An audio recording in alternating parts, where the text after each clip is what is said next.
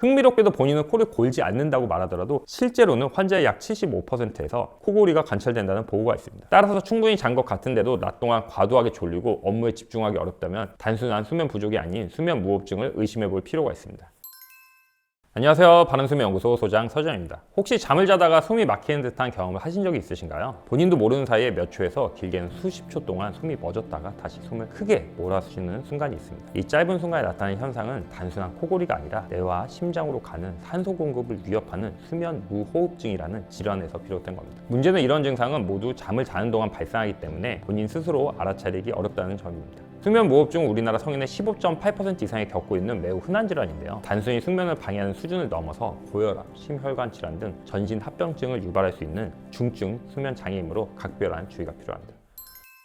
수면 무호흡증은 말 그대로 자는 동안 호흡이 멈추는 상태가 반복되는 질환을 의미합니다. 수면 중 호흡이 10초 이상 완전히 멈추는 수면 무호흡과 호흡량이 평소의 절반 이하로 감소하는 수면 저호흡이 1시간에 5회 이상 반복되는 상태를 말하는데요. 초기에는 규칙적인 코골이로 시작되지만 시간이 지날수록 호흡이 불규칙해지고 무호흡 상태의 간헐적인 정적이 반복됩니다. 이후 마치 숨이 막히는 듯 컥하는 갑작스러운 들숨 소리와 함께 거칠고 깊은 호흡을 내쉬게 되는 것이 대표적인 패턴입니다. 깨어있는 동안에는 호흡이 어려워지면 뇌가 신호를 보내 기도 주변 근육을 확장시키지만 수면 중에는 이런 조절 기능이 약해져서 수면 무호흡이 발생합니다. 수면 무호흡이 있을 경우에는 1시간에 수십 번, 많게는 100번까지 나타나며 한 번 발생할 때마다 20초에서 30초, 길게는 1분 이상 숨이 멈추기도 합니다. 이로 인한 반복적인 저산소증과 수면 분절은 정상적인 수면을 방해하고 주간 졸음과 인지 기능 저하, 반복적인 혈압 상승, 스트레스 호르몬 증가, 인슐린 저항성 악화 등의 문제로 이어집니다. 이러한 상태가 장기간 지속되면 관상 동맥 질환이나 심부전, 뇌졸중 등의 위험이 높아지고 야간 급사와 치매 발병의 위험을 2배에서 3배 증가시키기 때문에 적극적인 치료가 필요합니다.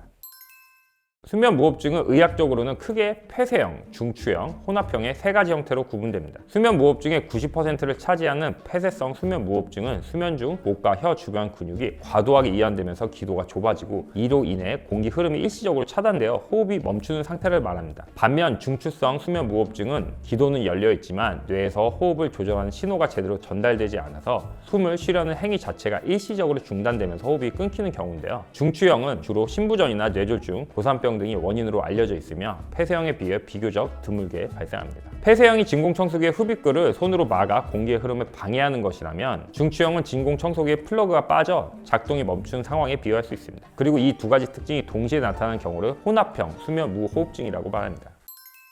그렇다면 수면 무호흡증은 왜 발생하는 걸까요? 첫 번째 원인은 비만입니다. 비만 환자의 40% 이상이 수면 무호흡증을 동반하고 중증 수면 무호흡증 환자의 약 70%가 비만인 것으로 알려져 있는데요. 목과 혀 주변에 지방이 쌓이면 기도가 좁아져 숨이 쉽게 막히고 복부에 지방이 많으면 횡격막이 압박을 받아 폐가 충분히 팽창하지 못하게 됩니다. 또 비만은 몸 전체의 염증 반응을 높여 기도 근육의 긴장도를 떨어뜨리기도 합니다. 결국 비만은 호흡을 방해하는 직접적인 요인이 되는데요. 특히 체질량 지수 BMI가 높을수록 위험은 더 커집니다. 연구에 따르면 체질량 지수가 10%만 증가해도 수면 무호흡증의 위험이 6배 이상 높아진다고 하는데요. 여기에 수면 부족까지 더해지면 상황은 더욱더 악화됩니다. 수면 부족은 그렐린과 같은 식욕 촉진 호르몬 분비를 증가시키고 혈당 조절을 방해해 체중이 더 쉽게 늘어나도록 만듭니다. 즉 비만이 수면 무호흡증을 악화시키고 수면 무호흡이 다시 비만을 부르는 악순환의 고리가 형성되는 겁니다. 두 번째 원인은 호흡 통로의 구조적인 문제입니다. 아데노이드나 편도와 같은 림프 조직이 비대하거나 턱이 비정상적으로 작거나 목이 짧고 굵은 경우처럼 해부학적 구조로 인해 상기도가 좁아지거나 막힐 수가 있습니다. 또한 노화, 성별 특성, 음주와 흡연, 가족력도 수면 무호흡증 발생에 크게 기여합니다. 나이가 들수록 근육의 긴장도가 떨어져 기도가 쉽게 좁아지고 이로 인해 수면 무호흡증의 유병률도 높아지는데요. 실제로 60세 이상 노년층에서는 남성의 60%, 여성의 40%가 코골이를 한다는 보고를 통해 이러한 경향을 확인할 수 있습니다. 또 수면 무호흡증의 유병률은 남성은 27.1%, 여성은 16.8%로 남성에게 더 흔하게 나타나는 것으로 알려져 있는데요. 이는 남성 호르몬과 체지방 분포 등 생물학적 특성이 영향을 미치기 때문입니다. 이처럼 다양한 요인이 복합적으로 작용해 수면 무호흡증이 발생하거나 악화될 수 있습니다.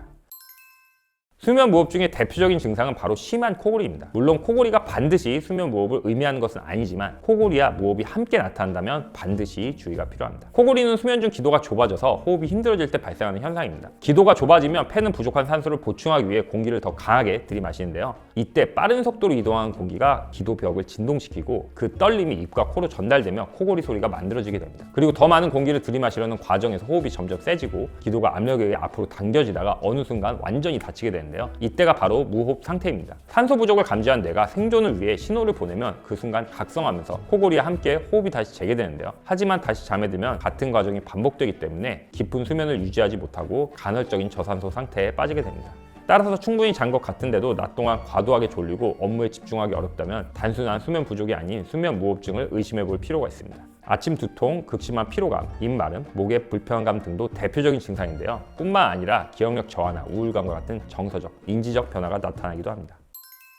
수면 무호흡증 진단은 먼저 병력 청취로 시작합니다. 환자 본인이나 배우자 또는 가족으로부터 증상을 듣고 평가하는 방식인데요. 흥미롭게도 본인은 코를 골지 않는다고 말하더라도 실제로는 환자의 약 75%에서 코골이가 관찰된다는 보고가 있습니다. 이 때문에 배우자나 주변 사람이 무호흡을 직접 관찰하고 병원에 데려오는 경우도 흔합니다. 일부 환자는 수면 중 호흡곤란을 스스로 느껴서 잠에서 깨는 경우도 있는데요. 무호흡으로 인해 너무 자주 깨서 불면증을 호소하기도 합니다. 일반적으로 불면증 환자가 잠드는데 어려움을 겪는 것과 달리 수면 무호흡증 환자는 잠드는 것은 비교적 어렵지 않지만 반복되는 각성 반응 때문에 수면이 유지되지 않는 것이 특징입니다. 수면 무호흡증은 조기 진단과 치료가 무엇보다 중요한데요. 밤중에 자주 깨거나 수면의 질이 떨어진다면 수면 클리닉에서 수면 다운 검사를 통해 수면 상태를 정밀하게 분석하고 이를 바탕으로 개별화된 맞춤 치료를 진행해야 합니다. 수면 다운 검사는 검사실에서 잠을 자는 동안 호흡, 맥박, 움직임, 코골이, 혈중 산소 포화도, 뇌파 등을 종합적으로 측정하는 검사입니다.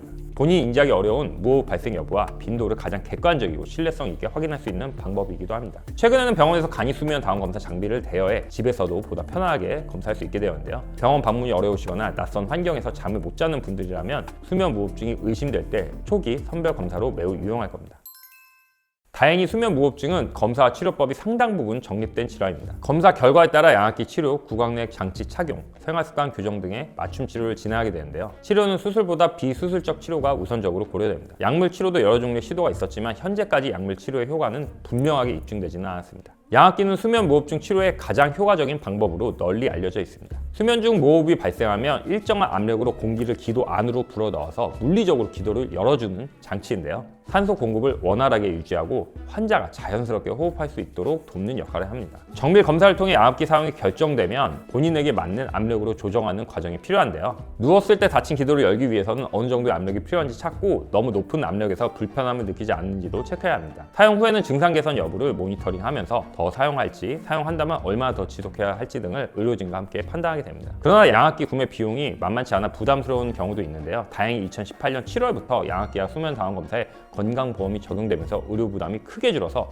접근성이 한층 좋아졌습니다. 그러나 양압기를 사용해도 불편하거나 숙면 유지하기 어려운 경우에는 구강내 장치나 수술과 같은 대체 치료법을 고려할 수 있습니다. 구강내 장치는 양압기와 함께 폐쇄성 수면 무호흡증 환자에게 널리 사용되는 대표적인 비수술적 치료입니다. 수술이 기도를 막고 있는 조직을 제거하거나 재건하는 방식이라면 구강내 장치는 턱을 앞으로 이동시켜 기도를 넓히는 방식입니다. 다만 씹을 때 불편감이나 침 분비 증가, 입마름, 치와 잇몸의 통증, 턱 관절 통증 등의 부작용이 발생할 수 있는데요. 대부분은 일시적이고 시간이 지나면 증상이 완화되는 경우가 더 많습니다. 그러나 장기간 사용할 경우 교환 문제나 턱 관절 질환 등이 생길 수 있기 때문에 사용 기간에 대해서는 전문의와 상담하는 것을 추천드립니다. 양압기나 구강내 장치와 같은 기구에 적응하지 못하거나 충분한 효과가 나타나지 않는 경우에는 수술을 통한 치료를 고려해 볼 수 있습니다. 다만 수술의 필요성과 적합 여부는 수면 다운 검사 결과를 포함한 여러 임상 정보를 통해 종합적으로 평가해야 하니 반드시 전문의와 상담 후 결정하시길 권장드립니다. 그렇다면 생활습관의 개선만으로도 수면 무호흡증을 관리할 수 있을까요? 많은 분들이 약물이나 양압기 치료를 먼저 떠올리지만 증상이 심하지 않은 경우에는 생활습관을 조정하는 것만으로도 크게 도움이 될 수 있습니다. 무엇보다 중요한 것은 규칙적인 운동을 통해서 체중을 줄이는 건데요. 비만은 수면 무호흡증의 대표적인 위험 인자이기 때문에 체질량 지수를 낮추는 것이 증상 완화에 매우 큰 도움이 됩니다. 또한 흡연과 음주는 기도 주변 근육을 이완시켜서 증세를 악화시키기 때문에 금연과 금주를 실천하는 것이 매우 중요합니다. 수면제나 안정제 역시 호흡을 억제해 증상을 악화시킬 수 있으므로 가급적 피하는 것이 좋습니다. 일부 환자에게는 정자세로 누워서 자는 것보다 옆으로 누워서 머리를 높이고 자는 것이 도움이 될 수도 있습니다. 또한 매일 같은 시간에 자고 일어나는 것도 수면 무호흡증을 완화하는 데 크게 도움을 줍니다. 이러한 행동 치료는 단독으로 시행할 수도 있지만 양압기, 구강장치, 수술 등 다른 치료와 병행했을 때 더 큰 효과를 기대할 수 있는데요. 특히 여름철에는 비관과 부유동 점막이 쉽게 붓고 코막힘이 심해지면서 코골이와 수면 무호흡 증상이 악화될 수 있으니 여름철에 더 주의가 필요합니다. 수면은 단순히 휴식의 개념이 아닙니다. 우리의 뇌와 몸을 회복시키는 건강의 핵심 기반입니다. 그리고 그 수면의 질을 결정짓는 게 바로 호흡입니다. 혹시 코골이, 아침 두통, 주간 피로감 등을 당연하게 여기고 있지는 않으신가요? 증상에 따라 전문가의 도움을 받는 것, 그것이 건강한 수면 습관을 만드는 첫걸음입니다. 그럼 저는 다음에 더 유익한 수면 이야기로 찾아뵙겠습니다. 지금까지 바른수면연구소 소장 서진원이었습니다.